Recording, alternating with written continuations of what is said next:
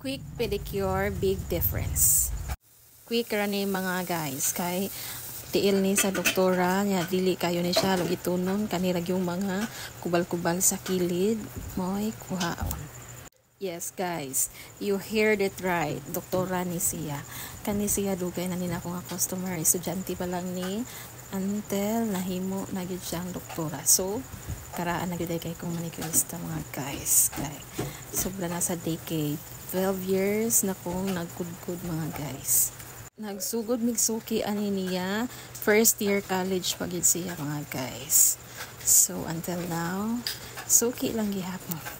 Sa una pag yun ni nga dili lugitonon iyang tiil mga guys. So ako jud gi-maintain nga dili siya maanad og lugit. Kay dili lalim kung naanad na kaglugit mga guys kay magpangita na jud ka. Dili na gyud ka ma-satisfied sa cleaning lang. So that's it mga guys. Dapat kabaho ka kung asa ra ang limit sa mga kuko sa inyong mga customer. Kung dili lugitonon, dili lugiton. Don't forget to follow, like, and share para update mo sa sunod akong good sessions. Thanks for watching!